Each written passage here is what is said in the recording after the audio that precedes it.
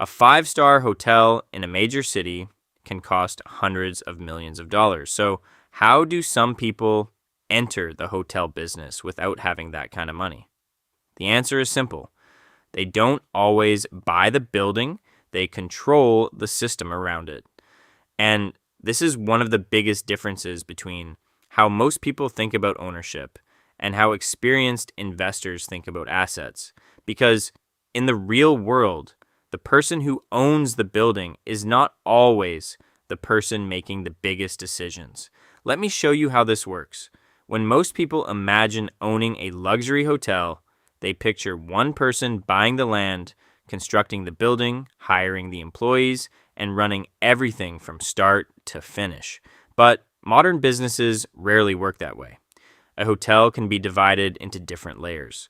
One person may own the real estate. Another company may operate the hotel. Another company may control the brand. And investors may own parts of the financial returns. The building is only one piece of the entire system. The more important question is not always who owns the building. The question is who controls the machine. Imagine a luxury hotel in a city like Dubai, Paris, or New York. The property itself might be owned by a wealthy investor, a real estate company, or a large investment fund.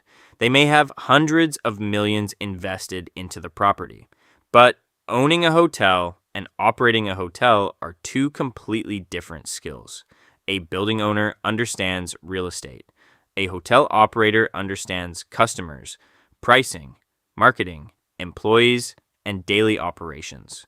And this difference creates opportunities because the person who owns the walls is not always the person creating the experience inside them.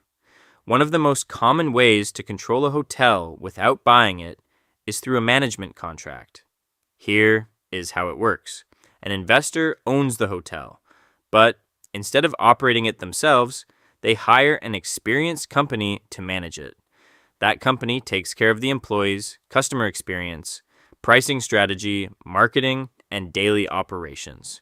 In return, the operator receives fees based on the hotel's performance. This is why many major hotel brands around the world do not actually own every building that carries their name. Their business model is not always about owning real estate. It is about operating a system. The owner provides the asset, the operator provides the expertise, and both sides benefit when the hotel performs well. But there is an important reality. Nobody gives control of a luxury hotel to someone with no experience. Building trust, reputation, and operational knowledge takes time. The second way to control a hotel without buying it is through a master lease. This structure works differently. Instead of managing the hotel for the owner, you lease the entire property. You pay the owner a fixed amount, then you operate the hotel yourself.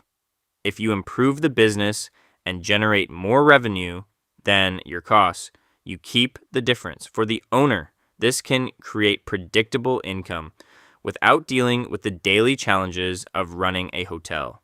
For the operator, it creates more control. You decide how to market the property. You decide how to price rooms. You decide how to improve the customer experience. But with more control comes more responsibility.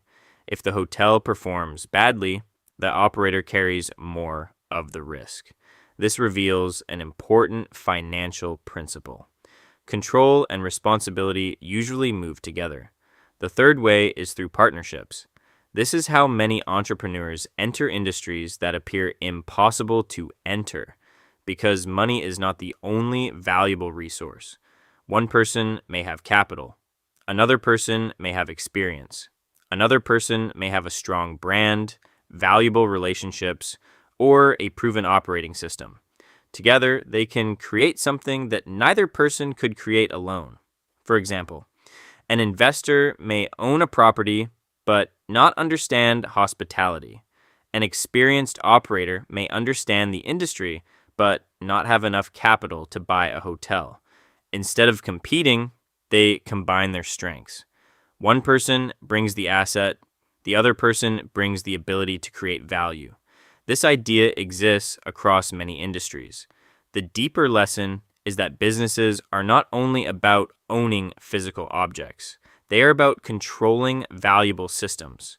A hotel is not valuable only because of the building. The building is just the foundation. The real value comes from the brand, the customer experience, the operating system, the reputation, and the ability to consistently attract customers. This is why some companies become extremely influential without owning every physical asset they operate. They control the process that creates value. Of course, this does not mean anyone can suddenly take control of a luxury hotel. These opportunities require knowledge, experience, relationships, and the ability to execute. Understanding a system does not remove risk. Every business model has challenges. Every investment has uncertainty. The advantage comes from understanding how the pieces connect. The biggest shift is realizing that ownership is not always about buying the biggest asset. Sometimes ownership is about creating value, structuring agreements, and understanding how different parts of a system work together.